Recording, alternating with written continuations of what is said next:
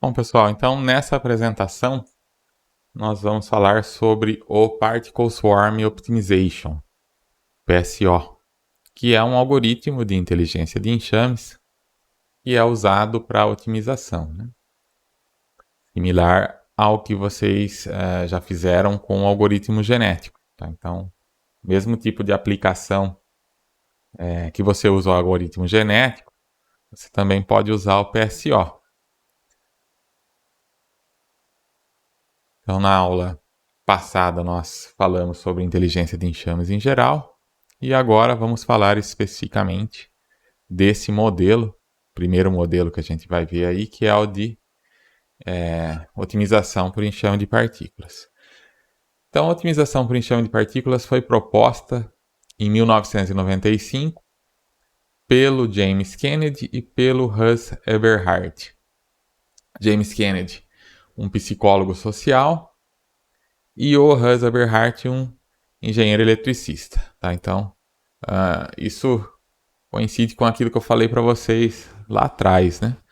Que muitos modelos, né, foram desenvolvidos não exclusivamente por pessoas da computação, né, mas com colaboração com pessoas de outras áreas aí que são relevantes, né, da biologia, psicologia, enfim, áreas que têm relação com os modelos, né, com a metáfora que esses modelos se inspiraram. Então esse modelo PSO surgiu a partir dos experimentos, de alguns experimentos que modelavam o comportamento de enxames. E esse comportamento, então, ele é visto em várias espécies, né, de pássaros e de peixes, principalmente. E o objetivo inicial, né, desses estudos era estudar o comportamento social e cognitivo de animais. Então o que eles fizeram foi estender isso, né? O que era usado inicialmente só para estudar o comportamento dos próprios animais, né? Simulações com o comportamento dos animais, para estudar o comportamento desses animais, isso foi estendido para resolver problemas de otimização. Tá? Então a motivação inicialmente, né, desses modelos era criar uma simulação do comportamento social. Então era criar populações de indivíduos que são capazes de interagir com o ambiente e uns com os outros, e em particular com um conjunto de vizinhos. E no caso de bando de pássaros, vários modelos de movimento de organismos em bando e cardumes, né, foram investigados. No caso, o Craig Reynolds, por exemplo, ele estudou a coreografia dos bandos de pássaros. Tá? Então, Craig Reynolds, especialista em vida artificial, computação gráfica, e trabalhou em alguns filmes, né, como Tron, Batman Returns, e ele estudou então o movimento de organismos, de bandos de pássaros e cardumes, e isso depois acabou servindo de inspiração aí para o modelo, para o PSO, né? Além do Reynolds, também tem os estudos do Frank Hepner. Frank Hepner procurou as regras que possibilitam o voo sincronizado de grandes bandos de pássaros, isso mesmo com pássaros mudando de direção subitamente, pássaros se espalhando e se reagrupando.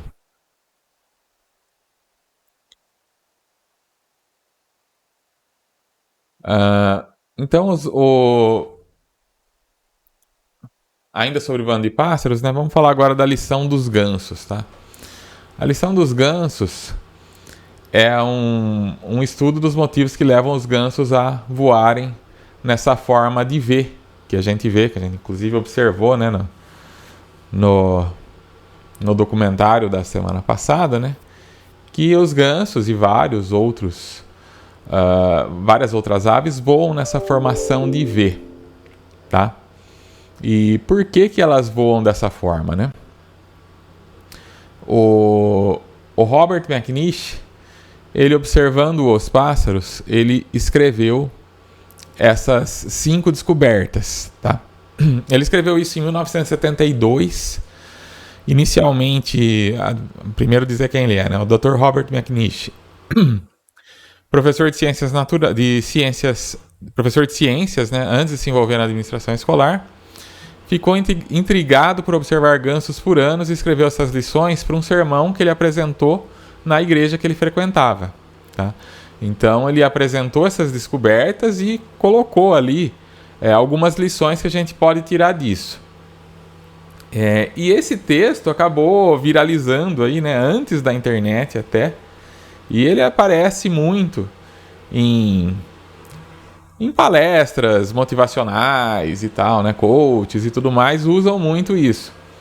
Lá nos anos 90, início dos anos 2000, que o pessoal mandava muito e-mail com aqueles PowerPoints motivacionais que a gente já falou lá na nossa primeira aula, né? A lição dos gansos às vezes aparecia. E esse texto muitas vezes era citado como de um autor desconhecido, até que alguém resolveu investigar e acabou achando aí o Dr. Robert McNish. Eu coloquei aqui as lições, as descobertas, né? Não coloquei as lições que ele tirou disso. Vocês podem depois procurar o texto na internet, que tem daí como aplicar isso nas nossas vidas, né? Eu coloquei só as descobertas que ele fez a partir das observações dele. Então, a primeira descoberta é que à medida em que cada pássaro bate suas asas, ele cria sustentação para a ave seguinte. Então, voando nessa forma de ver, o grupo consegue voar pelo menos 71% a mais do que se os pássaros estivessem voando isoladamente. Tá? Então, isso é vantajoso para eles, né? Eles conseguem economizar energia. Vocês viram lá no documentário as grandes distâncias que eles voam, né, para poder migrar. Então, é muito importante para eles economizar energia. E essa formação, então, não é aleatória. É uma forma, né, de economizar energia, de criar sustentação para os próximos que vão ali encontrar menos resistência e com isso vão fazer menos força, vão conseguir voar mais. Uma segunda descoberta é que sempre que um ganso sai fora da formação, ele sente uma forte resistência. Ele vai tentar voar sozinho, ele vê que é difícil. Isso faz ele voltar para a formação anterior, tá? Para ele poder se beneficiar da sustentação do pássaro que está à frente dele. Então, assim, não é interessante para o pássaro querer sair ali da formação, né? Toda vez que ele sai, ele sofre as consequências disso e é obrigado a voltar, né? Uma terceira descoberta é que quando o ganso líder se cansa, ele vai para o fundo do V e outro ganso assume a liderança. Então, não tem um líder que vai ficar lá na frente o tempo todo, até porque ele se cansaria muito rapidamente. Então, quando o ganso que está lá na frente se cansa, ele volta para o fundo do V e outro ganso assume a ponta. E assim eles vão se revezando. Então, se eles fizerem esse revezamento adequadamente, né, todos eles vão estar com o mesmo nível de cansaço, né? E até também dá para compensar, né? Se aquele que está mais cansado, ele vai liderar menos e já vai voltar para o fundo da formação, né? Então eles acabam conseguindo equilibrar aí o cansaço do grupo todo, as energias do grupo todo. Uma quarta descoberta foi que os gansos de trás, eles grasnam para encorajar os da frente e manter o ritmo e a velocidade, né? Então eles não ficam grasnando à toa só para dizer que eles estão passando, né? Eles estão grasnando porque isso ajuda a manter o ritmo, ajuda a coordenar, e quem está lá na frente, né, não está vendo quem vem atrás, né? Então, eles grasnando ali, eles estão, né, encorajando da frente, estão avisando da frente, ó, estamos aqui, estamos, né, atrás aí de você, atrás né, tomando você como líder, certo? E a quinta e última descoberta é que quando um ganso adoece ou se fere e deixa o grupo, 2 outros gansos saem da formação e acompanham esse ganso doente até que a dificuldade seja superada. E mais tarde, esses 3, eles reiniciam a jornada ou eles se unem a uma outra formação, até que eles encontram de novo o grupo original. Se eles encontrarem o grupo original no caminho, eles voltam para o grupo antigo.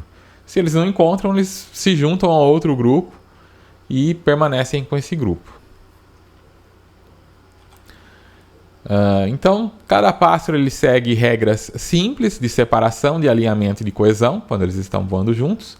Então, qual que é a ideia da separação? É evitar a colisão com outros pássaros do bando, tá? Então, eles precisam andar juntos, mas não tão juntos a ponto de colidirem. Então, eles precisam manter uma certa separação. Mas não muita, por quê? Porque se eles se separam muito, eles perdem a vantagem da sustentação. Então isso precisa ser balanceado, né? Separados, mas não tanto. A outra questão é o alinhamento.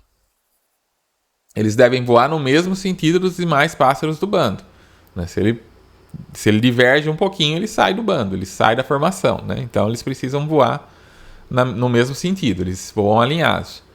E por fim tem a coesão, que é voar em direção à posição média do bando. A ideia é manter o bando unido, coeso, né? Então eles vão sempre tentar se manter ali no meio, tá?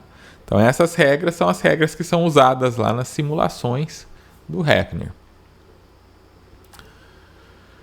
Falar um pouco de cardumes agora, né? Então, de acordo com o Edward Osborne Wilson, que é um sócio biólogo, pelo menos em teoria, membros individuais de um cardume podem se beneficiar das descobertas e experiências anteriores de outros membros do cardume na busca por alimentos. E essa vantagem pode se tornar decisiva, compensando as desvantagens da competição por alimentos. Aí você vê que tem duas coisas, né? Porque um peixe que sai procurar alimento sozinho, se ele encontrar, ele vai comer sozinho. Enquanto que em cardume, cada alimento que ele encontra, ele precisa dividir com o cardume todo. Então isso é né? Andar em bando, de repente, é uma desvantagem, porque eu vou ter que compartilhar ali qualquer alimento que foi encontrado com todo o bando. Mas, por outro lado, né? A experiência do bando conta, né? A experiência do bando ajuda a achar os melhores lugares para procurar alimento, para se esconder dos predadores e tudo mais, né? Então eles levam vantagem, os benefícios são maiores do que os prejuízos ao fazer essa busca por alimentos em cardume.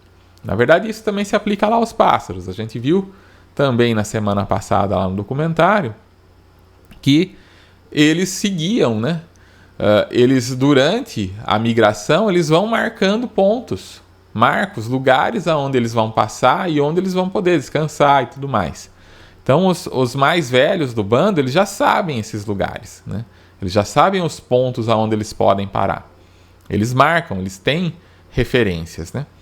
Além do senso de direção natural que eles têm aí, eles também marcam os lugares onde eles podem parar, descansar e tudo mais. Os mais novos que estão fazendo a migração pela primeira vez, eles não sabem disso, mas levam essa vantagem por estarem ali junto dos mais velhos. E da próxima vez, né, eles é que vão, né, com o tempo, eles vão se tornando os mais experientes e vão guiar os demais, né? Então, tem essa vantagem de andar em grupo, né? E o compartilhamento de informação dentro de uma espécie gera, então, uma vantagem evolutiva, tá? O fato deles poderem compartilhar aquilo que eles estão aprendendo, né? Isso vai gerar uma vantagem evolutiva para a espécie. E essa é a hipótese fundamental, então, para o desenvolvimento do PSO. Tá? Então, os peixes e os pássaros, eles vão ajustar o movimento deles para evitar predadores, procurar por alimento e por companheiro, otimizar os parâmetros ambientais e que no caso é a temperatura, né? Então são mais algumas vantagens de andar em grupo, né? Vocês já devem ter visto, né? Quando você vê patinho, pintinho, esses filhotes, eles sempre ficam todos juntinhos uns com os outros ali, né? Porque eles estão tentando otimizar essa questão ambiental, a temperatura, eles querem ficar quentes. Ficar sozinho, né, vai gastar mais energia para conseguir manter a temperatura do corpo, enquanto quando eles estão juntos, eles, né, um aquece o outro e com isso eles conseguem otimizar essa questão da temperatura. Bom, então, com base em todas essas inspirações aí, foi desenvolvido o PSO, o Particle Swarm Optimization. Então, o princípio básico dele é que o comportamento é governado por regras semelhantes em todas as sociedades e compartilhamento de informação entre os indivíduos pode oferecer, então, alguma vantagem.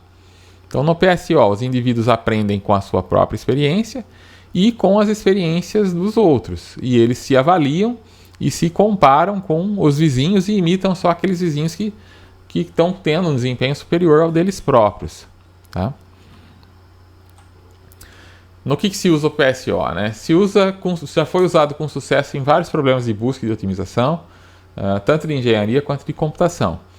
É uma busca L-dimensional e ele usa valores reais por padrão, tá? Então, assim, enquanto o algoritmo genético, por exemplo, por padrão usa números binários e você precisa fazer aquela conversão, se você estiver trabalhando com reais, aqui é o contrário, né? Aqui você trabalha diretamente com números reais. Caso você tenha que trabalhar com outra coisa, você precisa fazer essa conversão. E aí você pode então rever os slides da computação evolutiva, se você quiser, né? Relembrar aí a questão de busca no espaço. Uma questão muito importante do PSO aí, que foi desenvolvida pelo Kennedy e pelos colegas dele aí, que são Kennedy e Eberhard, que são os autores originais, né? Eles criaram esses princípios de adaptação cultural que são muito relevantes aí para o PSO. Então a ideia é que cada indivíduo tem a sua própria experiência e sabe o quão boa a experiência dele é. E ele tem também algum conhecimento de como os indivíduos da sua vizinhança têm se desempenhado. E isso corresponde, então, ao aprendizado individual e à transmissão cultural ou social, tá? Então, assim, do comportamento individual de cada elemento vai emergir um padrão do grupo. O padrão do grupo vai depender desse aprendizado individual de cada elemento aí que faz parte. Então, a probabilidade do indivíduo tomar uma decisão vai depender do quê? De quanto sucesso ele teve com essa decisão no passado e das influências sociais. Se a gente for pensar, isso se aplica a tudo, a humanos inclusive, né? Você precisa resolver um problema. O que você vai aplicar para resolver? Se você já tem uma solução que funcionou antes, você vai tentar ela. Se você não tem, ou se a sua solução que você tem não foi tão boa, você pode usar influências sociais. Você pode ver soluções que funcionaram para outras pessoas que estão próximas a você, né? E imitar essas soluções. Então, o algoritmo PSO, a ideia é o quê, né? Os indivíduos são influenciados pelo sucesso da sua vizinhança social. Não são os que estão mais próximos naquele momento, mas os que ele conhece, né? Então, a vizinhança ela é estabelecida a priori, antes de você iniciar a solução do problema. Então, os 3 princípios básicos de avaliação, de adaptação cultural são a avaliação, a comparação e a imitação. Então, a avaliação, por exemplo, tá, é a capacidade do indivíduo sentir o ambiente e quantificar um grau de quão bom ele é em relação a algum parâmetro ou tarefa. Tá? Então, de repente, eu resolvo que eu gosto de basquete, eu quero jogar basquete. A primeira coisa que eu vou fazer é me comparar com outras pessoas que jogam basquete. Quer dizer, eu tenho altura, minha altura é boa o suficiente para jogar, tá? Então, isso é uma coisa que eu posso fazer de avaliação e de comparação, tá? Então, se eu for jogar lá na NBA, eu vou descobrir que minha altura não é suficiente, porque o pessoal lá tem uma média muito maior do que a minha, né? Por outro lado, se eu quiser jogar de maneira amadora, talvez eu consiga um relativo sucesso, porque eu tenho uma altura acima da média geral da população. Tá? Então, o que vai acontecer? Isso é uma comparação que a pessoa consegue fazer, né? Quantificar e comparar com os demais, para qualquer tarefa. Tá? Então, esse foi só um exemplo, né? Você pode comparar suas habilidades em qualquer tipo de coisa. Então, de repente, eu tenho altura, mas não tenho a pontaria necessária para acertar lá a bola no cesto de basquete. Então, é algo também que eu posso, né, desenvolver, comparar e ver, né, sentir o momento em que eu posso ir competir, né? Eu posso ir lá treinar sozinho por um tempo e ver os meus índices melhorarem até o ponto em que eu possa competir, por exemplo. Tá? Então, o segundo princípio é comparação. Então, as pessoas usam outros como padrões para se avaliar. E o que serve como motivação, isso serve como motivação para aprender e para mudar. Então, comparação também é algo que humanos fazem o tempo todo. Tá? Riqueza, aparência, humor, beleza, notas de prova, em quem votar e assim por diante. Tá? Então, a pessoa vai... Por exemplo, logo que eu entrei na Unesp, teve uma reunião que foi feita lá na reitoria, onde os pró-reitores iam apresentar a área de cada um deles e os objetivos e tudo mais. E né, enfim, né, fazer as cobranças que eles iam fazer pra gente, né, do que eles esperavam da gente, né, do que a gente precisa fazer para conseguir se manter lá, né. E eu fui para essa reunião com o meu uniforme padrão lá, né, que é camiseta, calça jeans. Chegou lá, eu passei vergonha, porque eu cheguei, o pessoal de outras áreas, né, o pessoal da computação parece que é mais, né, desencanado nesse sentido, né. Mas o pessoal de outras áreas lá, nossa, estavam de terno, estavam, né, roupa social, pelo menos, né? Falei, puxa, eu tô me sentindo mal aqui, né? Na hora do coffee break até fiquei meio escondido, porque... Né? Por quê? Porque eu tava fazendo essa comparação, né? Então, de repente, eu achei que eu tava bem vestido ali, né? Pra andar na rua normalmente é o que eu uso. E me sinto bem, mas de repente lá num ambiente onde tava todo mundo formal, eu, né, me senti um tanto mal. E às vezes acontece o contrário, né? Às vezes você se veste bem demais para uma ocasião em que pedia alguma coisa mais informal, tá? Então essa comparação é algo que as pessoas fazem o tempo todo. Se avaliam e se comparam com os demais e aprendem e mudam com relação a isso, né? Você observa os outros e aí você passa a imitar aquele comportamento, né? Então, em sala de aula tem a questão das notas, por exemplo, né? Então, muitas vezes os alunos não estão interessados só em ver o valor absoluto da nota dele, né? Então, tirei um 9, tirei um 10. Ele quer ver quanto que os colegas dele tiraram, né? Para saber o quanto que ele está com relação ao grupo. Hoje, nos históricos, vem até lá a posição, às vezes, né? Vem lá, é o aluno posição tal da turma, né? É o terceiro da turma de 30, é o quinto da turma de 30. E isso é usado para bolsa, né? Vocês vão pedir bolsa, às vezes, da FAPESP. Eles vão olhar isso daí lá no histórico seu, né? Então, essa comparação é importante.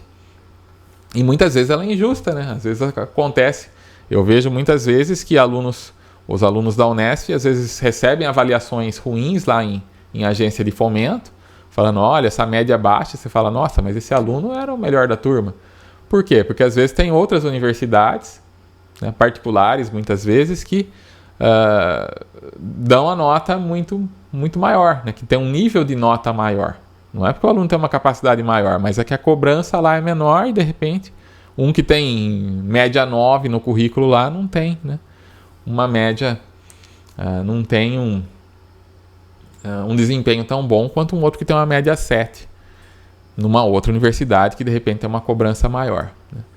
Então, comparação é algo que fazemos o tempo todo e serve para tudo, né?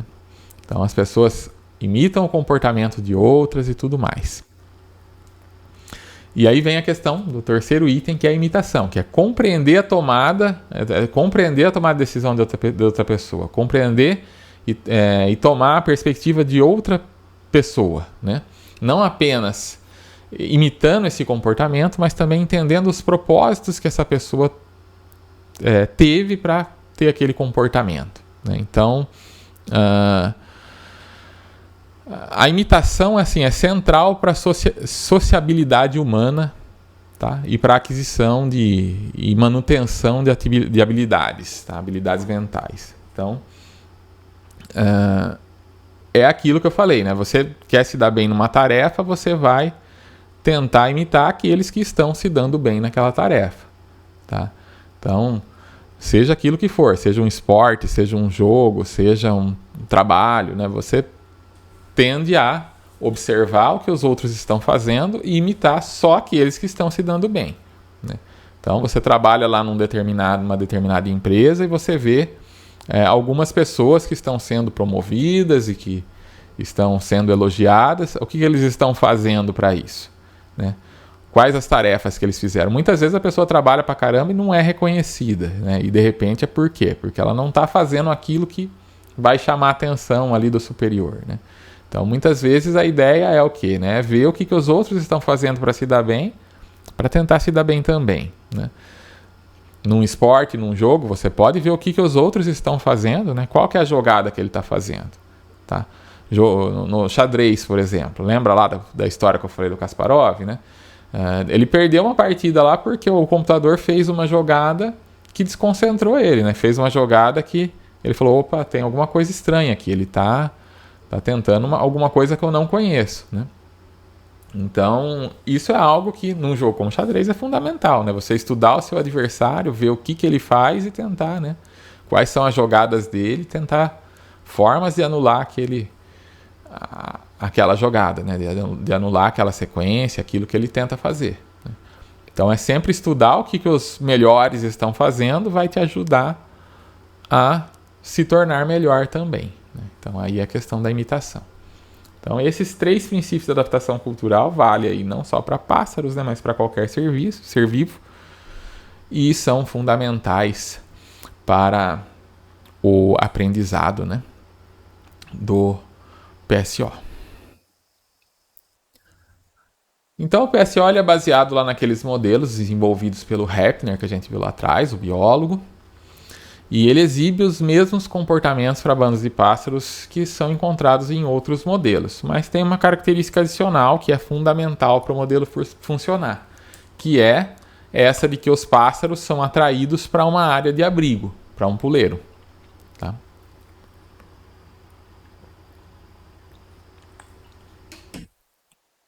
Então, suponha um grupo de pássaros procurando por abrigo. Essa procura vai ocorrer de forma aleatória. Né? Você soltou os pássaros, eles não conhecem o ambiente. E eles vão procurar abrigo, então eles vão procurar aleatoriamente. Só tem um abrigo, tá? Supondo um problema que tem um único objetivo. Nenhum pássaro sabe onde que esse abrigo está, mas todos eles sabem, a cada instante de tempo, quão longe eles estão desse abrigo.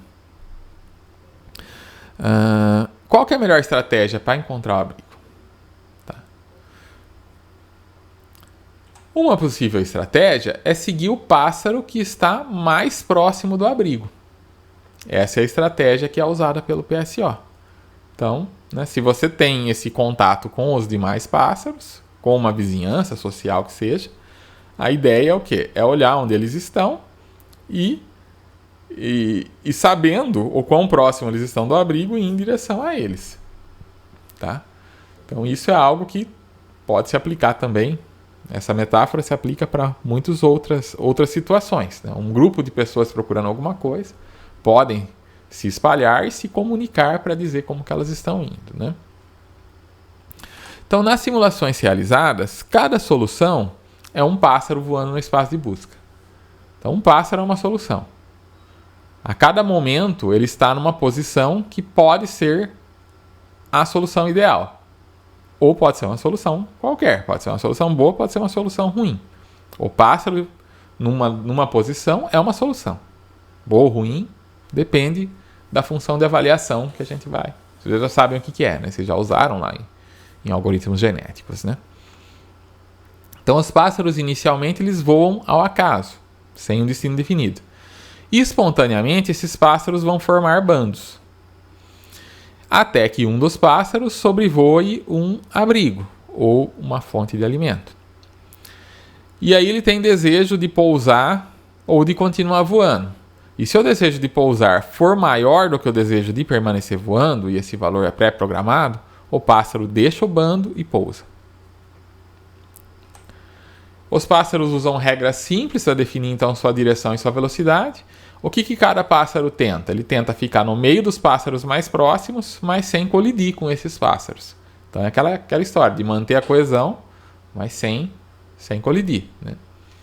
Como resultado, quando um pássaro sai do bando para ir para o abrigo, os pássaros próximos acabam acompanhando ele. E cada vez mais pássaros acabam descendo nesse abrigo até que o bando inteiro desça. Tá?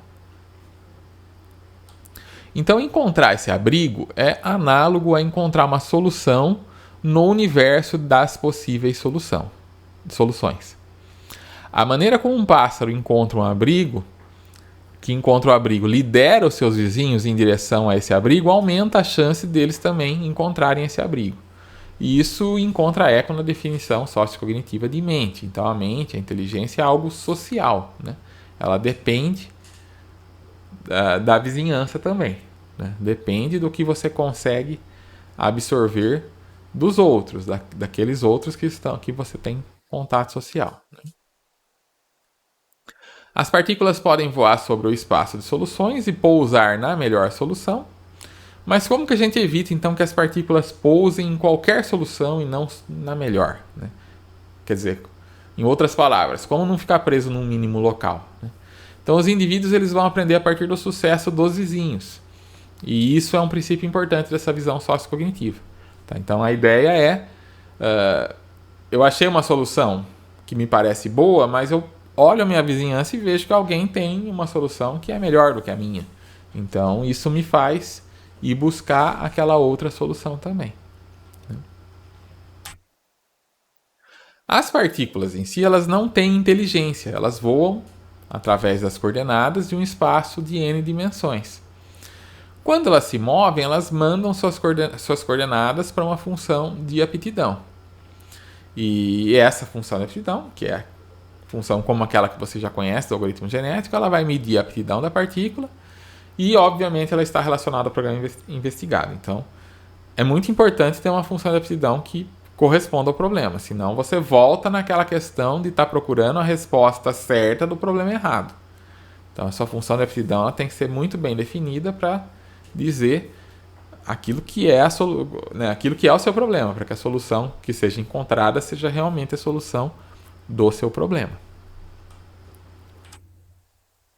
Uma partícula ela se lembra das suas coordenadas atuais, da sua velocidade atual, do seu melhor valor de aptidão até então recebido e das coordenadas onde foi calculado esse seu melhor valor de aptidão. Tá? Coordenada atual, onde ela está naquele momento. Velocidade atual é a direção que ela está seguindo. Tá? E a velocidade que ela está nessa direção. Porque no próximo momento, ela não vai estar no mesmo lugar. Tá? Não são beija-flores que a gente está controlando aqui. Né? A gente está controlando pássaros que não vão conseguir ficar parados. Eles vão continuar voando. Então ele vai estar indo numa certa direção. Ele pode até parar, tá? A velocidade pode zerar sim, mas desde que ele chegue num ponto que vai ser o puleiro dele, né? Então a velocidade atual é o quão rápido ele está se movendo ao longo das dimensões do espaço de soluções. E ele tem uma velocidade para cada dimensão, tá? Então se você pensar num pássaro real, ele está voando com velocidades diferentes em 3 dimensões. Concordam? Ele pode estar voando mantendo a altura, isso quer dizer o quê? Que ele está se deslocando no eixo x e y, digamos, mas no eixo z, que seria aqui a altura, ele pode estar parado, né? Porque ele está mantendo a altura. Em outro momento, ele pode estar descendo, pode estar subindo. Então, no mundo real, um pássaro do mundo real, ele voa em 3 dimensões. Né? E ele tem uma velocidade para cada dimensão. E tem uma inércia para cada dimensão. Ele não pode simplesmente, né, fazer uma curva, né, uma curva reta, né, uma curva fechada. Tá? Ele precisa reduzir a velocidade para conseguir virar. E isso é importante, porque isso acaba caindo naquele conceito de explotação. Né? Ele consegue, mesmo que ele está voando numa direção, num alvo, como ele não consegue... como ele tem essa inércia, como ele tem essa questão dele precisar reduzir essa velocidade, ele acaba fazendo a exploração ali em torno do ponto que ele tem como alvo. Isso acaba sendo útil também. Ele sabe, então no nosso caso do PSO, a gente não está limitado a 3 dimensões, a gente pode trabalhar com 1 a n dimensões, e o PSO não tem problema para trabalhar com muitas dimensões. Tá? É difícil de visualizar isso, mas pode ser feito tranquilamente. O melhor valor de aptidão até então recebido é memorizado por cada pássaro individualmente. Então, assim, o seu recorde pessoal é registrado. Tá? É o melhor valor que você já obteve naquela tarefa, aquilo você tem a memória disso. Então, você sabe qual que é o melhor ponto que você já atingiu. Né? Se fosse um jogo, é o seu recorde pessoal. É a maior pontuação que você já teve. Né? Então você sabe isso e usa isso para tentar melhorar. Né? Você vai sempre tentar imitar o comportamento da sua melhor partida. Né? E vai tentar melhorar a partir dali. Outra coisa que eles lembram né? Então é a coordenada desse valor onde ele obteve a melhor aptidão, né? Então é as duas coisas. É a pontuação que foi obtida, né? E o que foi feito para obter essa pontuação. Ou melhor, né? Nesse caso, onde ele estava que ele obteve essa pontuação. Isso é que uma partícula, ela lembra, é dela, né? Pessoal dela. Mas além disso que ela sabe dela própria, ela tem a informação dos vizinhos. Então, cada partícula também tem acesso às seguintes informações: a melhor posição encontrada até o momento por uma partícula da vizinhança no espaço de soluções e a aptidão dessa solução. Então, esse é o ranking dos amigos que tem hoje nos jogos, né? Então, você tem lá muitas vezes o seu recorde pessoal e você tem o recorde dos seus amigos. E aí lá você vê se você de repente é o melhor do grupo, né? Você é o melhor do grupo, então você vai se basear naquilo que você conseguiu, né? Agora, se de repente tem outro no grupo que é melhor do que você pode, né, dar uma olhadinha na partida deles e tentar ver o que eles fizeram para conseguir aquela melhor pontuação e tentar imitar esse comportamento.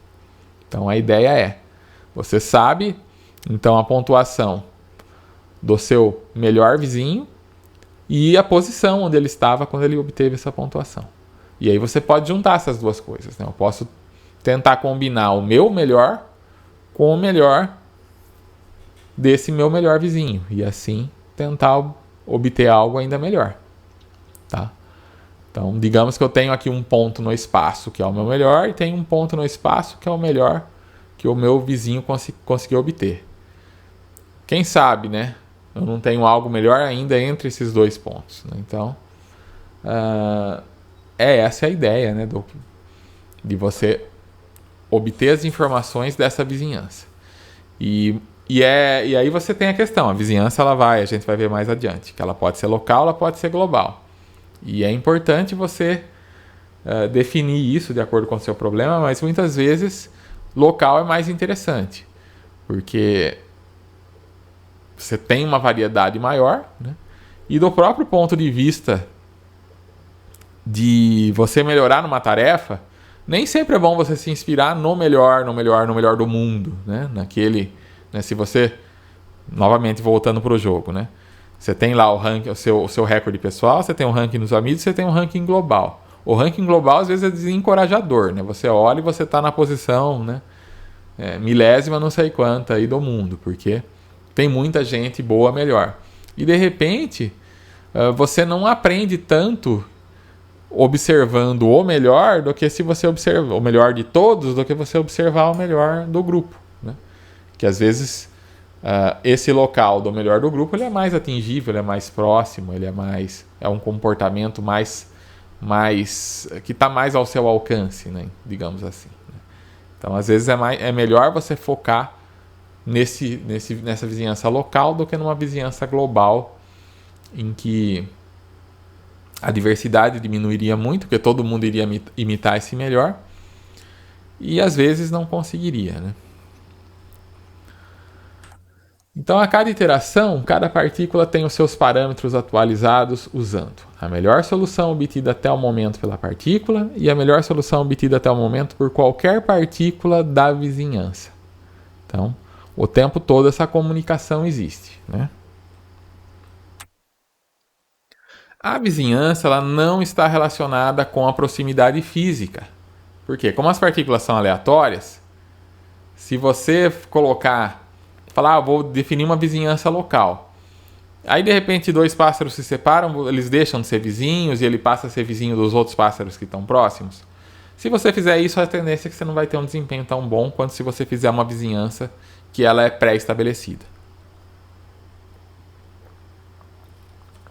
E é até interessante que você tem uma vizinhança pré-estabelecida com elementos que estão longe fisicamente, né? Porque eles vão depois se aproximar.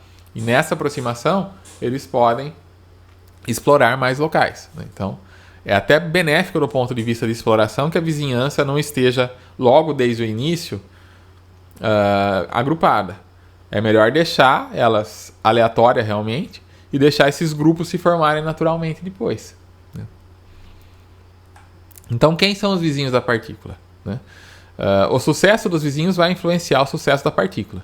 Então a gente tem algumas alternativas para criar essa vizinhança. Então, como eu falei, uma delas é a vizinhança global, que é tratar todas as partículas como vizinhas. Aparentemente isso parece ser bom, né? Falar, todo mundo é vizinho, então a partícula sempre vai estar se inspirando naquela que é a melhor de todas. Mas isso reduz a chance de convergência para uma solução ótima em vários problemas. Tá?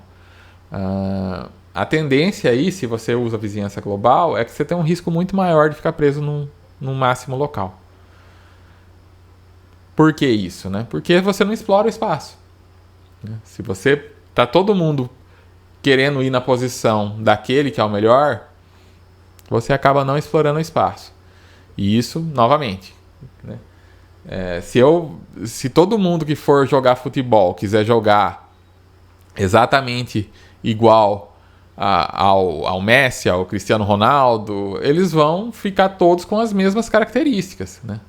Eles vão todos, né, se inspirar naquele que está sendo escolhido como o melhor, vão falar e vão acabar desenvolvendo habilidades semelhantes que de repente não é vantajoso, né? Ele deixa de repente explorar uma habilidade que ele teria, né, que ele tem naturalmente, mas não desenvolveu porque não tentou, né, porque ele ficou tentando imitar só aqueles melhores e às vezes deixa de se tornar um jogador melhor ainda, né? Então não é interessante para um esportista ou para alguém que joga um videogame, alguma coisa, se inspirar somente naquele melhor, né? Não convém.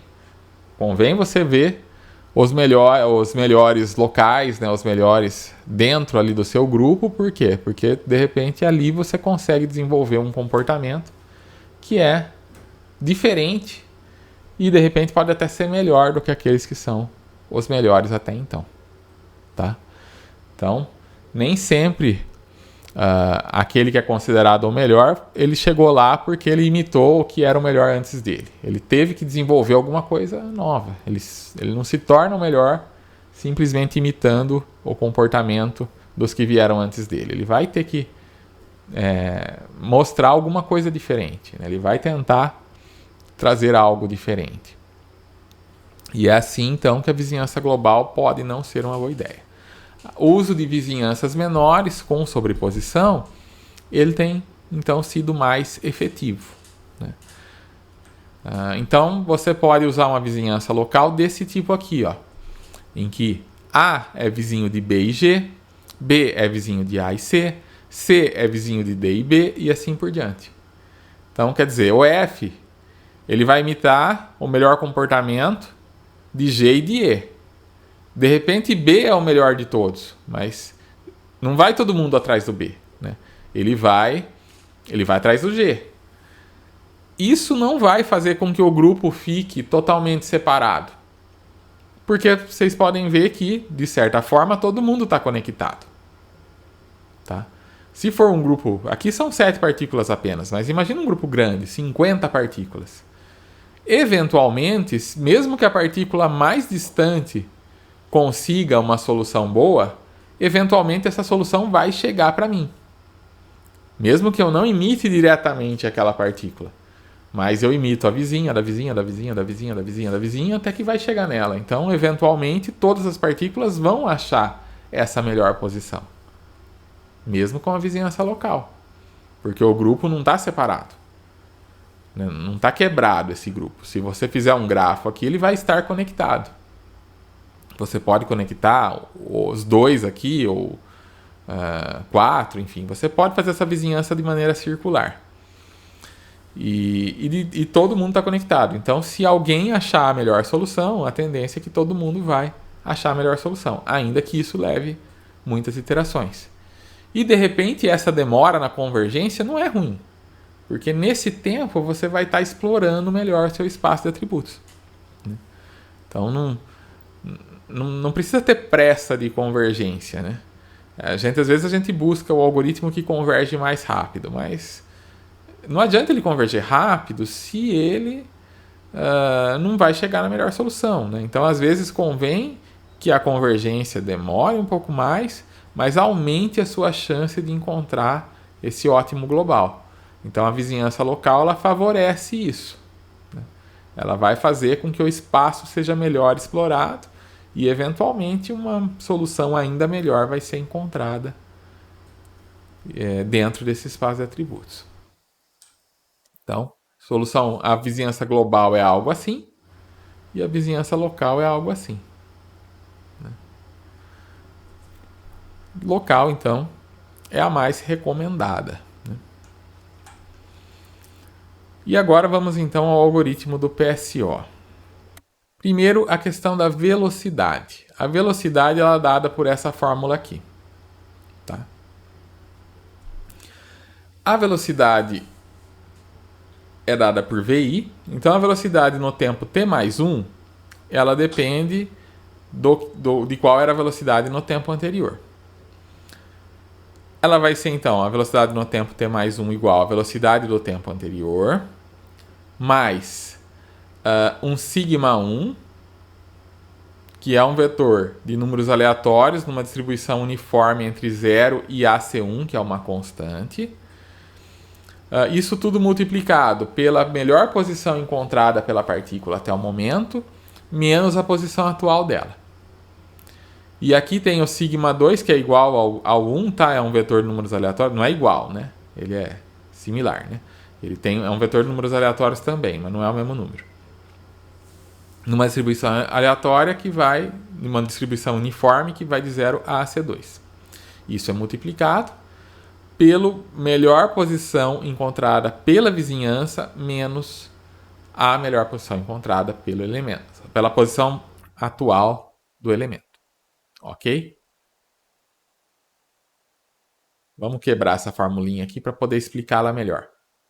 Então, VI é a velocidade. A velocidade também é chamada de ΔX, porque para você encontrar um novo ponto, você vai fazer x mais a velocidade. Então, assim, não é bem uma velocidade. É mais um delta mesmo, né? É um deslocamento, tá? Mas é comum chamar de velocidade. Quando vocês for procurar na literatura, em alguns livros vai estar, artigos, vai estar VI, em outros vai estar ΔXI. É a mesma coisa, tá? Eu usei VI aqui para ficar, sei lá, uma letra menos, né? Então, VI é a velocidade. VI de t mais 1 é igual a VI de t, ou seja, tem a inércia. A velocidade que ele estava seguindo, ele tende a continuar seguindo, tá? Se ele estava mais rápido, ele tende a continuar rápido. Se ele estava lento, ele tende a continuar lento. Tá? Então, a inércia tem função aqui, tá? Para ficar até algo biologicamente plausível. E não é só por isso, né? Tem a vantagem de você ter a inércia, porque ajuda na exploração também. Na explotação, principalmente. Aqui tem os dois sigmas, né? Sigma 1 e sigma 2 são vetores de números aleatórios que devem ser gerados em cada iteração. Então, em cada geração, você gera esse vetor de números aleatórios. Qual o tamanho do vetor? O tamanho de dimensões que você tem no problema. Esse sinal aqui é a multiplicação ponto a ponto. Tá? Não é pegar uma matriz, pegar um vetor e multiplicar pelo outro. É pegar cada elemento do vetor e multiplicar pelo elemento do outro vetor. Tá? Não é um vetor pelo outro. É um vetor, cada elemento por cada elemento. Esse PI menos XI é proporcional à distância entre a melhor posição encontrada pela partícula e a posição atual. Então você pega a melhor que eu já encontrei e a atual. Tiro a diferença disso e isso eu vou multiplicar por esse aleatório. E vai influenciar na minha velocidade. Então quer dizer, para onde eu vou querer ir na próxima iteração, o rumo que eu vou tomar depende da inércia e depende também, né, dessa distância. Então quer dizer, eu vou em direção a uma melhor posição. A melhor posição que eu já encontrei até o momento. Esse é o comportamento cognitivo. E aqui a gente tem o comportamento social, que a ideia é a mesma do cognitivo, só que aqui você tem a melhor posição sua e aqui a melhor do grupo, que eventualmente pode ser a sua se você for o melhor do grupo, mas se você não for, é o melhor do grupo. E isso aqui também vai gerar um vetor que vai te dar uma direção, e essa direção vai ser ponderada por esse vetor aleatório, E, enfim, esses três elementos somados, a inércia, o comportamento cognitivo e o comportamento social, é o que vão te dar a direção do próximo ponto.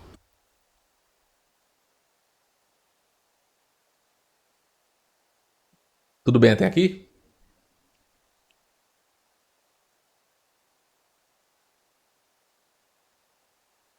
Então, essa é a equação da velocidade. É a maior equação. Depois tem a equação de atualização de posição, que é mais simples. Como que atualiza a posição? É a posição atual, né? A próxima posição é igual à posição atual mais a velocidade. Velocidade, você acabou de calcular aqui. Calcula aqui, e aí você pega o ponto atual, soma com a velocidade e chega no ponto novo. Tudo bem? Como que é o treinamento então, né? O treinamento vai permitir a propagação lenta para o ótimo global por meio de todas as vizinhanças. Durante a propagação, as partículas das vizinhanças ainda não afetadas vão continuar sua busca no espaço de soluções, seguindo o caminho que elas julgam melhor. Então isso vai aumentar a chance de encontrar uma nova solução global melhor próxima a elas ou entre elas, se ela existir. Tá? Então, o que eu falei, né? É vantajoso você atrasar um pouco essa convergência, né? Você usar a vizinhança local faz com que você atrase a convergência e explore melhor o espaço, podendo encontrar um ótimo global melhor. A avaliação da função de aptidão, né, é feita a cada movimento da partícula. Cada vez que você troca ela de posição, você avalia. Então a partícula não precisa saber qual que é o valor de aptidão dela, nem sempre você vai ter um valor absoluto. Ela só precisa saber o quão boa ela é com relação aos vizinhos. Aí tem a questão da comparação cultural. Às vezes você não tem aquela noção do máximo que pode ser atingido. Às vezes você não sabe qual que é o valor máximo da sua função de aptidão.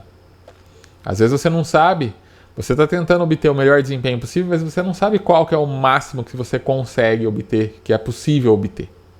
Tá? Então tem lá uma pontuação, eu quero obter a maior pontuação possível. Qual que é essa pontuação? É 1000? É 1.000.000? Eu não sei. Eu quero obter a melhor pontuação que seja possível obter. Então nem sempre eu consigo saber valor exato da função de aptidão, mas eu tenho que saber quem que é melhor, qual que é melhor que o outro. Tá? Então eu preciso atribuir um valor que eu possa comparar para que eu possa saber quem é o melhor do grupo. A partícula também pode saber o quão boa é a sua aptidão em relação ao ótimo. Novamente, nem sempre nós temos essa informação. Se nós temos, beleza. Temos um alvo. Sabemos aonde queremos chegar. E aí a gente sabe o quão longe a gente está desse alvo. Tá? Então, de repente, tem lá uma função, eu quero zerar essa função. Eu sei o quão longe eu estou de zero. Se ela deu 2, se ela deu 1, se ela deu 3, eu sei qual que está mais perto de zero. Mas às vezes eu tenho uma função que eu quero minimizar, maximizar, mas eu não sei qual que é o valor mínimo que ela pode assumir. Então, nesse caso, eu não vou ter esse alvo. O valor de aptidão ele vai ser usado então para comparar a aptidão de duas partículas quaisquer. E assim você define qual que é melhor. Então, a partícula vai fazer isso o tempo todo. Ela precisa se comparar com as suas vizinhas e saber qual é melhor. Então, para isso você precisa ter um valor de aptidão que seja possível comparar. Então, o valor é uma informação, é uma dica de quão bom algo é, mesmo que você não tenha um valor absoluto para isso.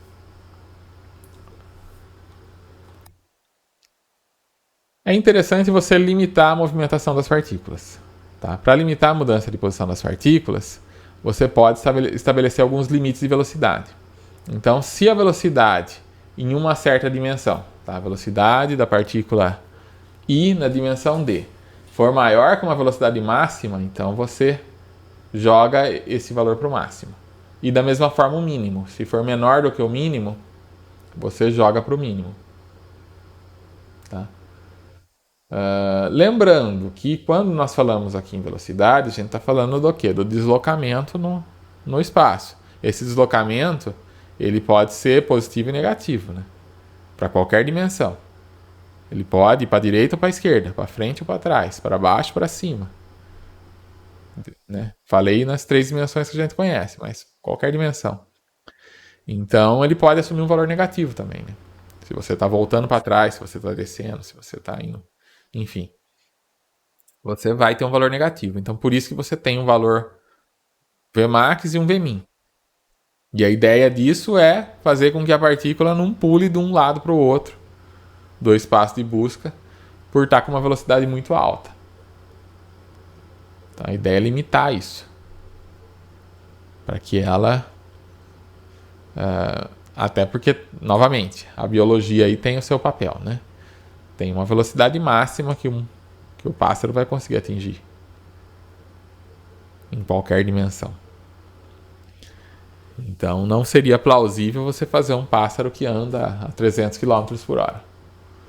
Então, você limita o quanto que esse pássaro consegue andar. Bom, vamos ver aqui então o algoritmo. Está aí o pseudocódigo desse algoritmo. A gente tem um procedimento em que o PSO vai receber número máximo de iterações. Novamente, né?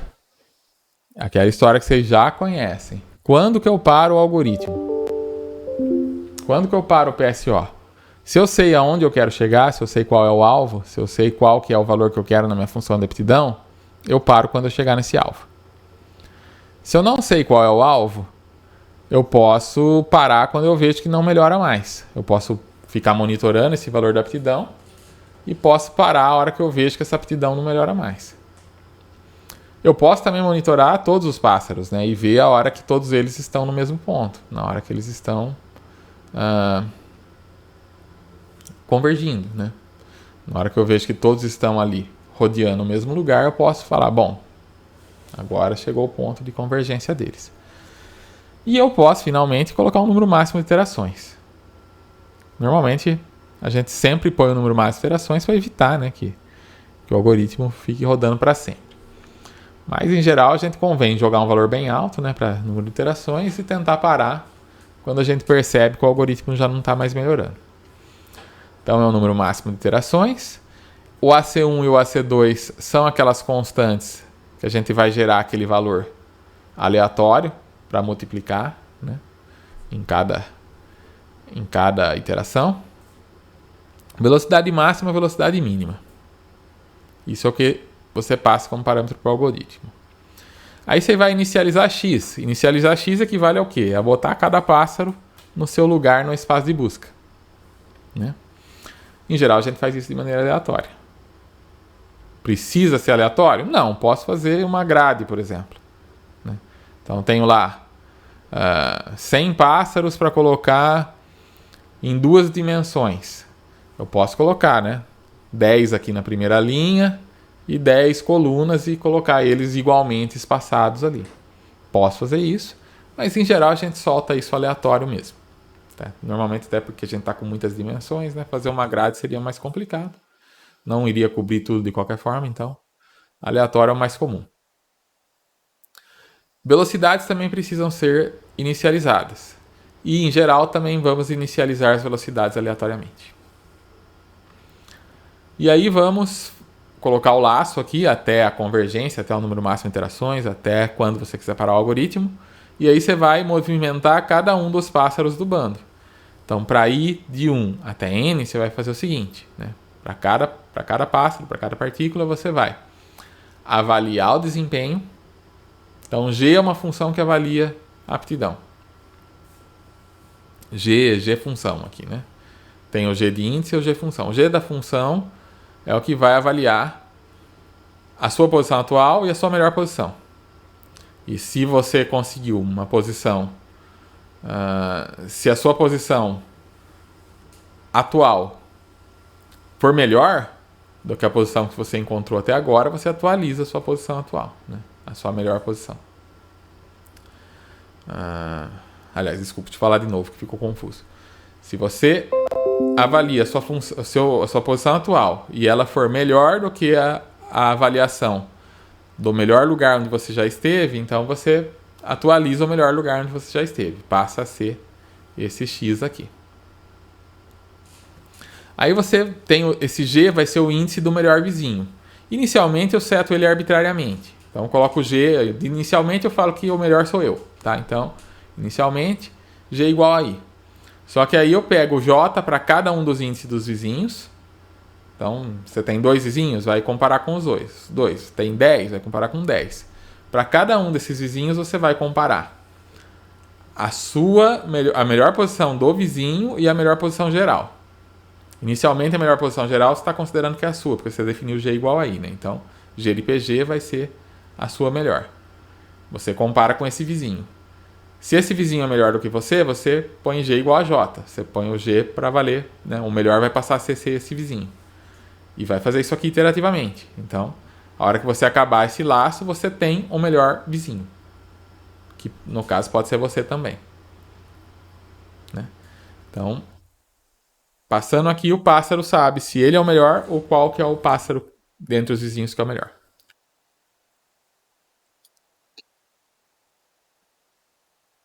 Tendo esses valores, vamos lá para aquela equaçãozinha da velocidade. Vamos calcular a velocidade daquela forma que a gente já viu. Né? Multiplicando lá pelo valor, pelo vetor aleatório, que vamos gerar para cada iteração. Esse vetor aleatório e esse vetor aleatório. E aí tem, né, a posição atual menos a melhor posição sua, a posição atual menos a melhor posição da vizinhança. Tudo isso somado vai te dar a velocidade, que você vai limitar dentro dos mínimos e máximos. E vai então atualizar a posição da partícula. E passa para a próxima partícula. Tá? Então tem 3 laços aqui na verdade. Né? O laço das iterações, aí o laço das partículas para cada partícula. E dentro da partícula você tem o laço para comparar com os vizinhos. Né? E aí eu pergunto para vocês se ficou alguma dúvida nesse algoritmo. O PSO, eu considero, de todos os algoritmos que a gente já viu até agora, eu acho que ele é o mais fácil de entender e implementar. Tá? Eu acho ele mais simples que o genético. O genético tem uma série de complicações, né, que a gente... não complicações, né, mas assim, ele é mais complexo. Você tem que fazer crossover, tem que fazer mutação, tem que fazer talvez a conversão, né, de real para binário. E aqui não, aqui você já trabalha direto com real. Todas as operações são simples. Você nem multiplica a matriz propriamente, né? Você multiplica elemento a elemento. Então, as operações que você tem são só de soma, de subtração, de multiplicação e algumas comparações. Então, computacionalmente, isso é leve. Né? E eu acho mais fácil, de tudo que a gente viu até agora, mais fácil que as redes neurais. E vai ser mais fácil que os outros algoritmos que a gente vai ver daqui para frente também. Então, esse é o que eu considero até agora o modelo mais fácil de entender e implementar. Pode falar, Daniel. Bom, então, continuando aqui. Bom, temos alguns parâmetros, né, no PSO, como a gente viu. Um deles é o tamanho do enxame. Quantos pássaros eu vou botar? Quantas partículas? Tá? Normalmente entre 10 e 50. Tá? Eu vejo que os autores, muitas vezes, eles usavam 50 como um valor padrão. Tá? 50 foi muito usado. É muito usado até hoje. Mas existe uma relação entre quantas partículas e quantas dimensões. Então, se o seu problema tem muitas dimensões, né, de repente convém pôr uma quantidade maior de partículas. Mas 50 costuma ser aí o padrão. Né? E aí, se precisa ir além, dependendo do problema, dá para ir. Dá para ir também. Mas, enfim, tudo depende de teste. Né? A dimensão do espaço de busca, isso é o número de parâmetros livres do problema. Então, o que eu estou otimizando? Né? Estou otimizando 5 variáveis, então tenho 5 dimensões. Aí vem a escolha da representação. Por padrão, o PSO trabalha com números reais. Se eu precisar trabalhar com outra forma de representação, inteiros, binários, dá para fazer. Mas aí você precisa adaptar o algoritmo para isso. Tá? Eu já vi o pessoal adaptar de forma até simples, sei lá, menor do que 0 é 1, maior do que 0 é 0, tá? Ou vice-versa, para converter para binário. Funciona, tá? Tem várias formas de fazer isso, mas ele trabalha diretamente com números reais. Então leva essa vantagem também com relação ao genético, né? E na busca de espaço, essa foi uma questão que bastante gente perguntou, né, do algoritmo genético, como codificar, lá no caso, o terceiro exercício lá da lista, né, 2 variáveis. Então eu falei, você pode, né, pegar lá o cromossomo, dividir uma parte para a primeira variável, uma parte para a segunda. Aqui vira automaticamente 2 dimensões, né, até mais direto. E tem a questão da escolha da função de aptidão, que depende do problema. Isso é muito importante, eu falei. Tem que pensar muito bem na função de aptidão. Não, uma função de aptidão mal programada faz com que você chegue na solução certa para o problema errado. Pode falar, João Otávio. Bom, vamos para um exemplo então, tá? Para mais claro. Problema. Vamos encontrar então o valor de x que minimiza f de x igual a x ao quadrado, onde x vai de menos 7 a mais 7. Tá? Claro, é um problema bem facinho para ficar, né, para ficar viável no exemplo aqui. Então a gente está com uma dimensão só. Tá? PSO pode trabalhar com n dimensões, mas vamos fazer com uma para ficar fácil. A população inicial é aleatória. População do tamanho 4. Função de aptidão vai ser o próprio f de x, é direto aqui, né? E a melhor aptidão é a posição de x que gera o melhor f de x. Tá? Então, o menor aqui no caso, né? O melhor vai ser o menor porque a gente está minimizando.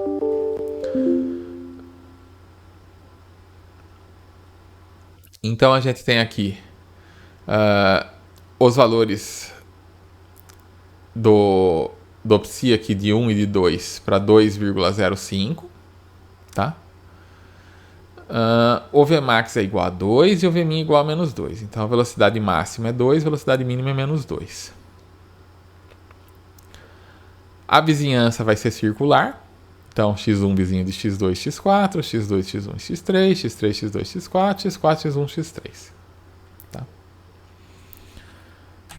Então vamos dizer que aleatoriamente foi gerado posição 2, 3, menos 4 e menos 2 para x1, x2, x3, x4. Velocidades 1, menos 2, 2 e menos 1. Tudo aleatório. Então vamos colocar isso daqui no espaço. Ó.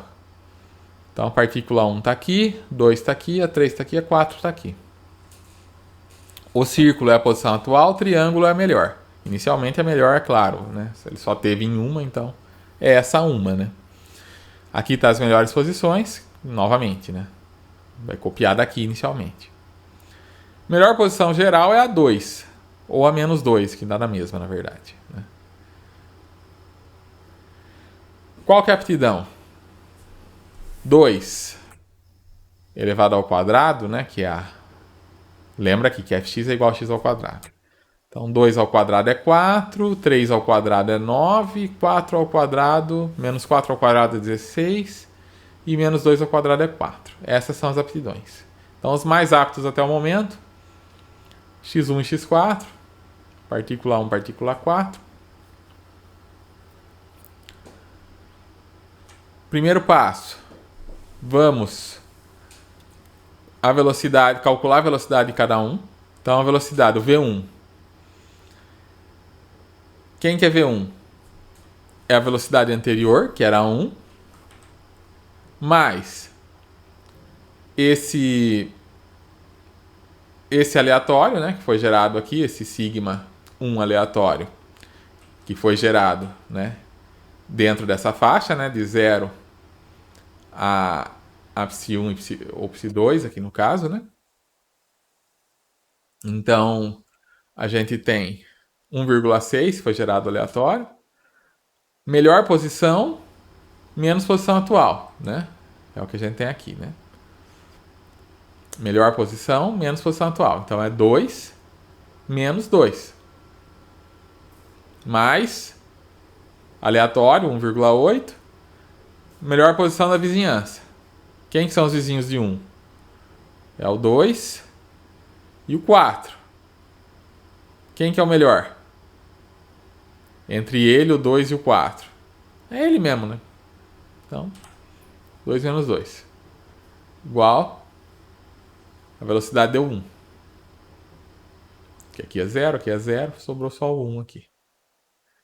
Nova posição de x, 2 mais 1 igual a 3. Então o x, o 1 que estava aqui, veio para cá. Piorou um pouquinho, né? Agora a aptidão dele passou a ser 9. Velocidade do segundo, menos 2, que a gente pegou daqui, né? Mais o aleatório, menos a melhor posição dele. Aqui zerou. E aqui o melhor vizinho de P2, né? É o P1, né? Entre P3, P1 e ele mesmo, o P1 é o melhor. Então, aqui a gente tem 2 menos 3. Deu 3,9 então a velocidade. Menos 3,9. Mas como tem um limite, que é menos 2, então vai ser menos 2 a velocidade. Nova posição, 3 menos 2 igual a 1. Então a partícula 2 veio aqui para a posição 1, que passou a ser o melhor dela. A terceira, mesma coisa. Valor inicial aqui. Mais o aleatório, menos posição dela, que é menos 4. Menos a melhor posição dela, que é menos 4 também. Mais 0,2, que é aleatório. Menos 2, menos a melhor posição da vizinhança dela. Que no caso da 4 aqui, da 3, né? Menos 4, 2 e menos 2. Então, a melhor posição da vizinhança é a menos 4. Deu aqui 2,4, que limitando vai ficar em 2. Então, menos 4 mais 2, ela vai para menos 2. Ok? E a velocidade do quarto?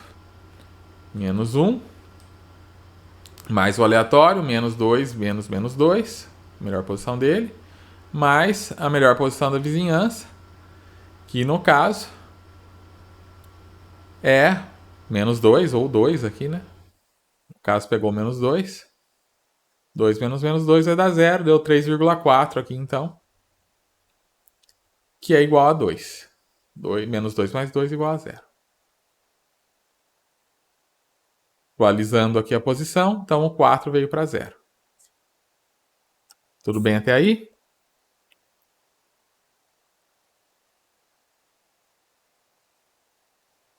Então agora a gente tem as melhores posições. P1 no 2, P2 no 1, P3 no menos 2 e P4 no 0.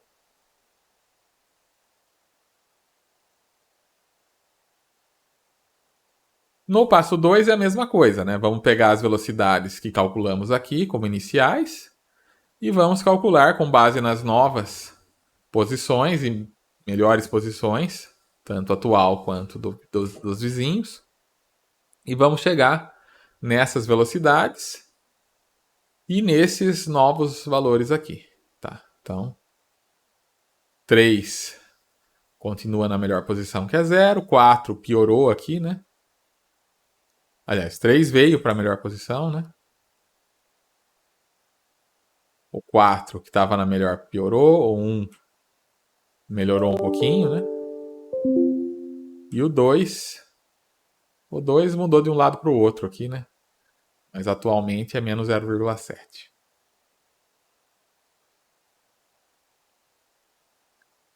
Passo 3. Novamente vou calcular as velocidades, calcular as posições novas e cada um aqui na sua posição. Então, vou parar por aqui, tá? Mas vocês veem que duas partículas, a 3 e a 4, já chegaram no ponto ótimo que é 0. Se eu deixar rodar mais um pouco, provavelmente as outras duas também vão chegar. Mas elas não vão ficar paradas no ponto ótimo, né? Vocês estão vendo que a 3, por exemplo, veio para cá já, né? Quer dizer, ela vai ficar oscilando em torno aqui do ponto ótimo. Fica voando aqui até parar, né? Porque vai chegar uma hora também que essas velocidades vão ficar cada vez menores, né? Ok?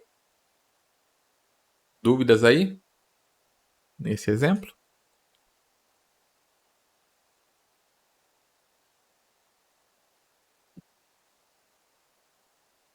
Bom, então o espaço de soluções é o número de dimensões, que é o número de parâmetros livres do problema. Se a gente tivesse, por exemplo, x ao quadrado menos 3y mais 7, a gente teria duas dimensões, x e y. E a localização da partícula no espaço de soluções seria definida por duas coordenadas, x e y. Num problema como esse aqui, 4x ao cubo menos 3y ao quadrado mais 4 vezes w menos z ao quadrado, temos quatro dimensões, x, y, z e w. Localização da partícula no espaço de soluções, definido por quatro coordenadas. Então, como eu falei, PSO não tem dificuldade para trabalhar com 4 ou mais dimensões. Se você tiver uma rede neural com 50 pesos e você quiser otimizar ela usando PSO, são 50 dimensões.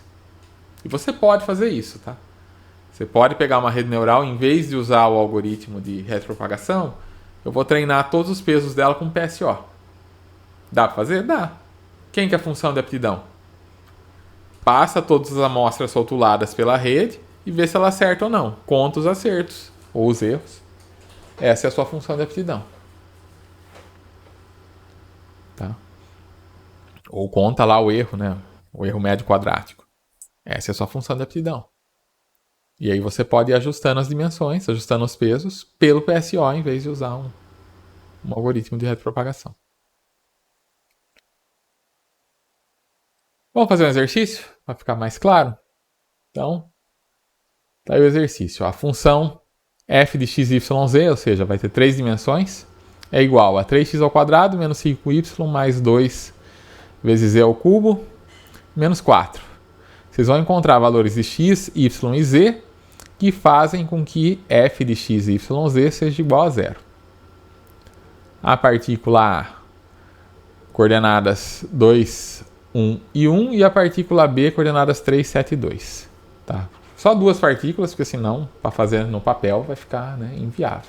Então, só duas partículas, A é vizinha de B, B é vizinha de A.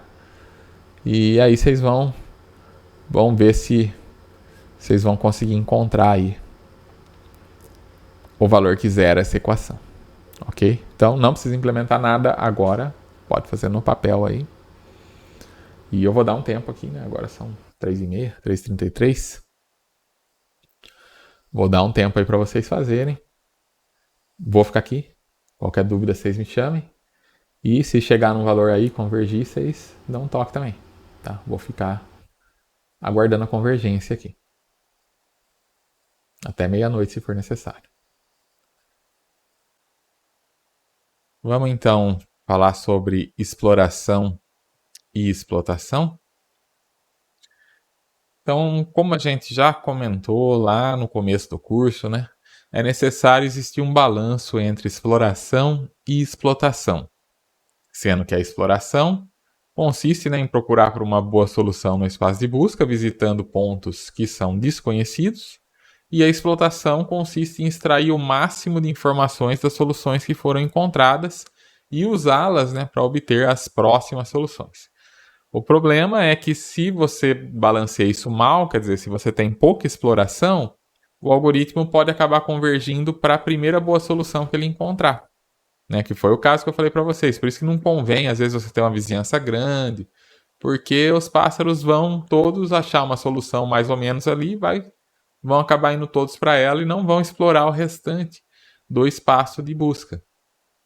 Então, não é bom ter só exploração, não é bom ter só explotação. Porém, também não é bom ter só exploração, porque às vezes você chega numa solução boa que ali próxima dela teria uma melhor. Basta você procurar mais ali ao redor das melhores soluções. Então, se você tem pouca exploração, o algoritmo converge para uma solução subótima, mas se você tem pouca explotação, o algoritmo pode nunca convergir, né? Ele pode ficar explorando demais, né, procurando demais no espaço todo, sem ficar em torno ali das soluções que a gente sabe que são as melhores, né? Então, nós precisamos ter o balanço, né? Para qualquer algoritmo, na verdade, você precisa ter o balanço de exploração e explotação. E aqui, no caso, a gente tem o balanço de sociabilidade e individualidade. Então, você pode ver isso, né? Você pode ver a exploração e explotação como algo de sociabilidade e individualidade. Então, os indivíduos eles precisam ter a sua individualidade. Quer dizer, os pássaros não querem se chocar uns com os outros. E isso é uma vantagem, porque se você tem um pássaro ali que está num ponto ótimo local, por exemplo, os outros pássaros ao redor eles vão estar não exatamente no mesmo ponto, eles vão estar próximos. E esse próximo significa que você pode estar explotando, né? Você, ao trazer ali os pássaros para ficarem em torno daquele ponto que até então é o melhor, eles vão estar fazendo, de certa forma, uma explotação. Eles vão estar tentando encontrar soluções ali em torno dessa melhor solução. Mas eles também, né, devem ser sociáveis, saber onde estão as boas soluções encontradas por outro, podendo aprender com eles, né? Então você também vai ter pássaros que talvez estejam mais distantes, que vão estar explorando outras regiões, e esses outros pássaros que de repente já estavam ali numa solução que parecia boa, podem migrar para uma solução ainda melhor. Então você tem que ter essas duas coisas, né? A sociabilidade e a individualidade, e isso acaba refletindo na questão da exploração e da explotação. Então não adianta ter muita individualidade e nenhuma sociabilidade, porque isso vai fazer o pássaro ficar ali na melhor solução que ele encontrar e não explorar mais, né? E também não adianta ter só a sociabilidade, que isso também vai fazer com que ele não explore as suas próprias soluções, que de repente também podem ser as melhores, né? Vamos falar agora então um pouco de algumas modificações do PSO, tá? Uma delas é a questão do peso da inércia, tá? Então, essa aqui é a formulinha de cálculo da velocidade, que a gente já conhece, né? E você pode acrescentar esse W aqui, que seria o peso da inércia. W inicialmente tem um valor alto e ele pode ser reduzido durante o processo de adaptação, como se fosse uma temperatura lá no recozimento simulado, tá? Que vai resfriando durante o processo. Então, você pode, por exemplo, começar com W igual a 0,9 e ir diminuindo linearmente até chegar em W 0,4 no final. Tá? Qual que é a vantagem de fazer isso? Se você começa com uma inércia grande, de início os pássaros tendem a, digamos assim, deslizar mais, tá? Deslizar no céu, né? Se eles estivessem patinando, vamos dizer assim, eles estariam deslizando mais, tá? Então imagina esse mesmo processo de patinação num gelo muito liso, só que no céu, né? Então esse é o efeito da inércia. Ele está voando, ele tende a continuar voando naquela direção. Então o que acontece? Às vezes ele está voando em direção a um ótimo conhecido. Só que por causa da inércia ele vai passar desse ótimo, né? Ele passa do ponto e ele volta, né? Se você simular o PSO graficamente, você vai ver que ele vai fazer esse efeito, né? Ele vai ficar circulando em volta do ponto ótimo global, porque ele tem essa inércia que vai fazer com que ele vai com tudo em direção ao ponto e daí ele passa. Ele passa e ele precisa voltar. E nessa volta, se ele tiver com muita velocidade, ele passa de novo. Então ele vai ficar circulando um pouco ali até ele conseguir, né, fechar em cima desse ponto, tá? Se você tem como controlar o peso da inércia, você pode começar deixando ele deslizar bastante, quer dizer, ele ter bastante força com a inércia. E à medida que esse algoritmo vai andando, você vai diminuindo esse valor, de forma que o que vai acontecer? Ele vai diminuir a inércia, ou seja, ele vai conseguir ter mais aderência, vamos dizer assim, tá? Se fosse numa pista, ele teria mais aderência, ele derraparia menos. Se fosse no gelo ou numa pista de asfalto, seja lá o que for, esse peso maior da inércia significa ter uma aderência maior e com isso ele desliza menos, ele passa menos do ponto e a tendência é que ele vai conseguir chegar mais rapidamente nesse ponto de convergência, que pode ser um ótimo local ou pode ser um ótimo global, né? E é isso então, tá? Então a ideia é começar deixando deslizar bastante, pouca aderência e ao final ele passa a ter uma aderência maior, desliza menos, quer dizer, a inércia faz menos efeito, tá? Digamos assim, a gravidade fica mais forte, né? Você tem uma pressão atmosférica maior, você começa na Lua e vem para a Terra, vamos dizer assim, onde ele vai forçar a ter essa convergência mais rápida. Tá? Então, às vezes isso é interessante para você, depois de um certo tempo, conseguir convergir. Tá? Então, essa é uma modificação interessante, tá nesse artigo aqui. Uma outra modificação é o coeficiente de constrição. Esse ele é aplicado sobre tudo, tá? Não só sobre a inércia, mas é um valor que é aplicado sobre tudo isso daqui. E essa modificação ela acabou ficando conhecida como PSO padrão. Ela foi tão bem aceita, né, que ela hoje é conhecida como PSO padrão. Então, quando vocês forem implementar, vocês podem inclusive acrescentar aí o coeficiente de constrição, porque ele tem alguns benefícios, tá? Um deles é que você pode até descartar a velocidade, tá?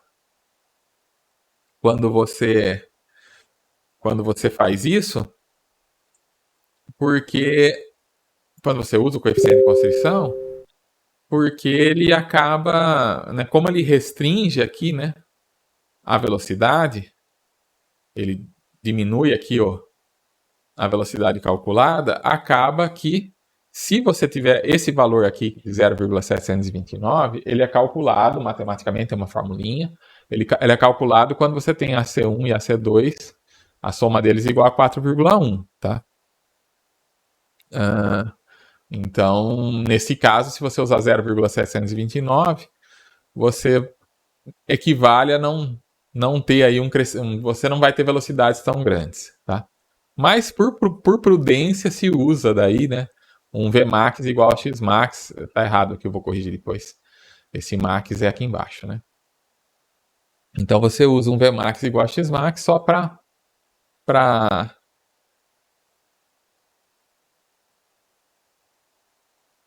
evitar, né, que o algoritmo se perca e acabe voando muito longe, né? Então a ideia é só que o máximo da velocidade é o máximo do espaço de busca, né? Então, na prática, o máximo que vai acontecer é você ir na borda do seu espaço de busca, né? Usando essa regrinha. Então, o valor desse coeficiente do x, né, ele é calculado para 0,729 ou 0,7298, às vezes o 8 aqui aparece também, né? Mais precisão. Para esse valor aqui que costuma ser usado como padrão, tá? Falar agora das similaridades do PSO e dos algoritmos genéticos. Então, ambos são meta-heurísticas baseadas em população. Ambos são inicializados com uma população aleatória de indivíduos. Utilizam a função de aptidão para avaliar cada indivíduo. Inclusive, você pode usar a mesma função de aptidão, né, para os dois, se você estiver comparando. Buscam por ótimo global em várias gerações.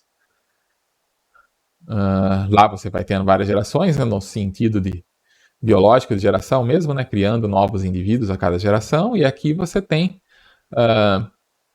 não gerações de pássaros, né, mas movimentos do pássaro que equivale à geração. Cada iteração equivale a uma geração. Você tem critérios de paradas que são iguais, na verdade, né, que são semelhantes. Aí você pode controlar o número de gerações, você pode controlar o ponto de convergência, enfim, você tem as mesmas formas de parar o algoritmo mais cedo. Nenhum dos dois garante sucesso. Você não pode garantir que você vai achar o ótimo global, nem no algoritmo genético, nem no PSO. Apesar de eles terem bastante similaridades, eles também têm bastante diferenças, que são o PSO é o voo no espaço de busca, ele tem velocidade interna e memória. Ele é mais fácil de implementar, como eu falei, eu considero o mais fácil aí desse que a gente está vendo. Ele tem menos parâmetro para ajustar e só o melhor indivíduo da vizinhança transmite informação.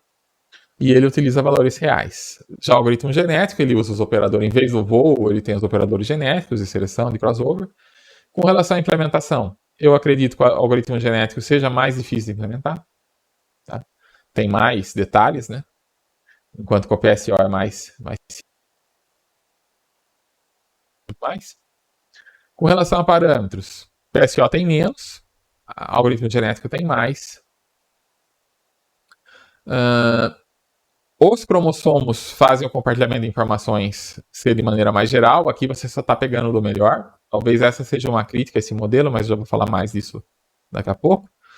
E aqui você utiliza valores binários como padrão. Se você quiser trabalhar com reais, você precisa de uma versão modificada do algoritmo como padrão. E se você quiser trabalhar com binário, aí você precisa transformar o real em binário de alguma forma. Ou mudar alguma regra para que ele trabalhe com binário. Com relação a essa questão aqui, né? Não sei, algumas pessoas veem isso como algo negativo ou algo não plausível que o indivíduo copie só o melhor vizinho, né? Que você só use a sua melhor e o melhor vizinho que você conhece, tá? Acho que na prática, o que os animais, os humanos fazem não é bem isso, né? Você não foca em imitar apenas o melhor, né? Você vai imitar um conjunto de melhores, você vai tentar imitar o comportamento. Se você está fazendo uma tarefa e você quer se dar bem nessa tarefa, você não vai imitar apenas a melhor pessoa que você conhece naquela tarefa. Tanto, por exemplo, no caso do xadrez. Eu quero aprender a jogar xadrez. Eu não vou estudar só os jogos do Kasparov. Eu vou estudar de outros grandes mestres também, né? Então, essa questão de copiar só o melhor indivíduo talvez não seja tão plausível. Mas existem modificações, né, do PSO no sentido de pegar informações de mais vizinhos. Tá? Existe uma versão, eu não coloquei o link aí, mas eu posso colocar depois também, versões do algoritmo realizam isso, né, que fazem você pegar informações de todos os vizinhos, é claro, que com peso maior para os vizinhos melhores, né, e peso menor para os vizinhos que não são tão bons assim. Mas, do ponto de vista de solução de problemas, talvez isso não seja tão necessário. Tá? A maioria das implementações do PSO não tem isso, copia só o melhor realmente. Tá? Então, é uma simplificação que pode ser feita, né, com relação ao modelo biológico que não aparentemente problemas. Então, em resumo, o PSO é baseado em comportamento social. É um algoritmo muito simples, tem poucas linhas de código, ele é rápido, ele usa pouca memória, ele usa operadores matemáticos simples, né? Soma, subtração, multiplicação, não sai disso, né? Então, é rápido computacionalmente. E tem obtido bons resultados em várias aplicações. Como falei, o PSO tem muitas aplicações, todo o congresso dessa área você vai encontrar, meio que obrigatório encontrar lá aplicações do PSO ou mesmo modificações do PSO para fazer alguma coisa diferente. Aqui tem alguns exemplos de aplicações. PSO aplicado na otimização de parâmetros de redes neurais. Para fazer o que com a rede neural? Detectar tremores humanos, por exemplo, mal de Parkinson. Tem alguns artigos aqui que você vê que fazem isso, tá? Que ajustam pesos em redes aí para tentar, né? Ajustam parâmetros, pesos para redes que detectam mal de Parkinson. Outro é rede neural para estimativa de estado de carga de bateria. Isso é algo difícil de fazer. Bateria de íon de lítio, por exemplo. Bateria que usa em celular. Como que você sabe quanta carga tem no seu celular? Aparece lá no cantinho, né? 100%, 90%, 50%. Só que para chegar nesse número não é fácil, porque você precisa calcular isso a partir do tempo de uso ali da bateria e da tensão que ela está fornecendo. e a tensão que ela fornece não é algo que vai decair linearmente, né, de acordo com a carga. Então, não é algo fácil. Você precisa de uma fórmula um tanto complicada, às vezes, para calcular isso. E aí você pode também tentar fazer isso usando redes neurais, não só para celular, mas para qualquer coisa que use baterias, né? Você pode fazer estimativa de carga com redes neurais, e aí o PSO também já foi usado para isso. Outros usos do PSO é a otimização de parâmetro em máquina industrial, tá? Então, máquinas que, aqui, por exemplo, né, você tem uma furadeira de alta performance e você tem lá alguns parâmetros que você precisa ajustar para fazer esses furos, para que eles sejam o mais adequados possível para a aplicação. E aí você pode também usar o PSO para tentar encontrar esses valores ótimos, né? Que às vezes são muitos parâmetros. Fica difícil de alguém tentar manualmente encontrar isso, né? O PSO te ajuda nisso também. Controle de tensão e energia reativa, né? Otimização de parâmetro de transformador. Energia reativa é algo que se tem muito estudo em torno disso, tá? Inclusive, empresas que trabalham, que usam muita energia, elas precisam cuidar de não, né, de não gerar muita energia reativa.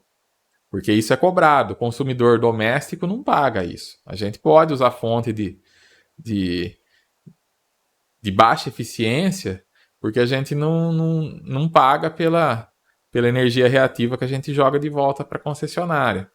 E a concessionária tem um custo para tratar isso, né? Então, dos consumidores comerciais, eles cobram. Eles vão lá medir e se tiver abaixo de um certo fator de potência, eles vão começar a cobrar, né? Eles vão cobrar aí pela geração de energia reativa. Então, muitas vezes as empresas elas precisam investir em usar fontes transformadores mais eficientes e às vezes em bancos de capacitores e tudo mais para poder tratar essa energia e não devolver essa energia reativa para a rede por causa do custo.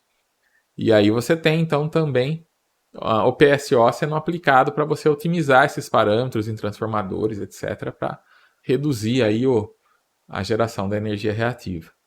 E uma das que eu falei assim que são mais interessantes aí do ponto de vista de diferentes, vamos dizer assim, é a composição de música, né? Então, existem estudos também em torno de usar o PSO para poder compor música. Você joga lá algumas notas e ele consegue ir continuando a composição, né, a partir daquelas notas ali. Ok? Então, aqui estão as referências. Até aqui alguma dúvida?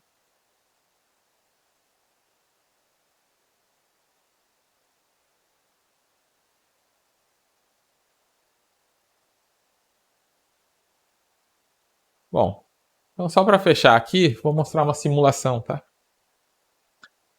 Vou implementar vai ser. Não, acho que não vai ser tão complicado implementar, não. Se vocês implementaram aí os outros os outros dois, eu acho que esse vai ser até mais fácil. Compartilhando a aba aqui com vocês, ó. Então aqui a gente tem algumas funções que podem ser usadas para otimizar e coeficiente de constrição, o C1, C2, tá? E esse N acho que é o número de pássaros, né? E eu vou colocar aqui Start, ó. Olha aí.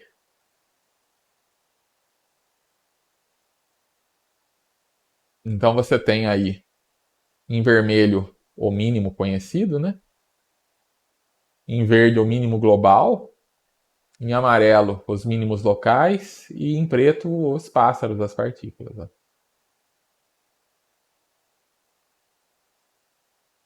Vou colocar aqui o Rosenbrock Valley, que é um pouco mais difícil. Ó. Então tem que chegar aqui, ó. Aqui é o mínimo que ele encontrou até agora, né?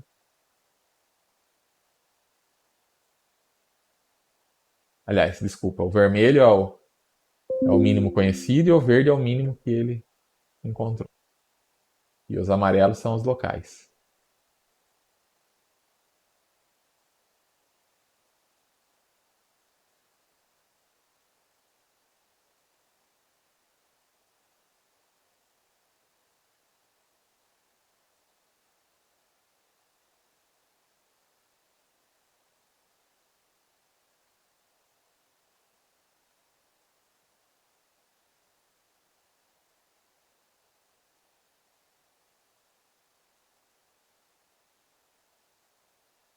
Vocês percebem que mesmo já quase todos convergindo, ainda tem alguns voando ali, ó.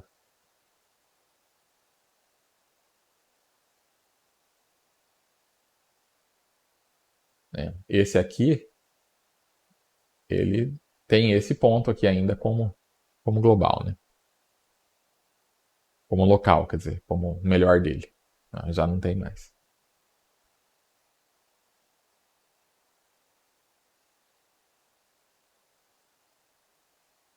Esse aqui mais difícil. Vou colocar mais partícula por 50.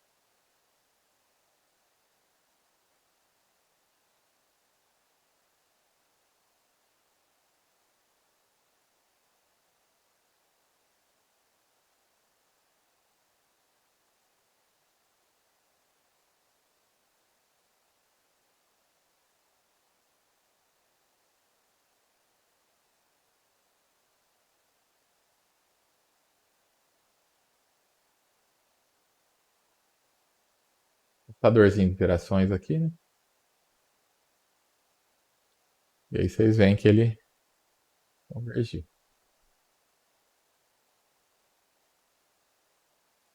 Filando bem um pouquinho. E é isso então, pessoal. Dúvidas aí?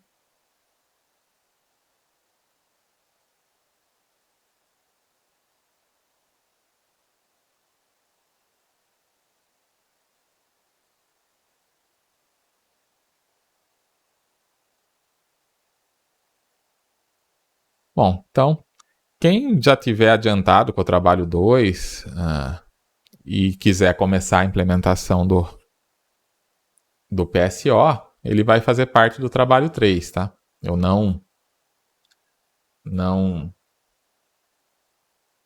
coloquei o trabalho 3 lá ainda, mas ele vai fazer parte do trabalho 3. E então, quem quiser começar a implementação pode começar que você já tem um algoritmo aí. E na semana que vem nós vamos falar sobre formigas, tá? Então, semana que vem o assunto vai ser formigas. E depois vamos ver o algoritmo ACO. Então, todos estão presentes aqui. Então, se ninguém tem mais nada para comentar, por hoje é só.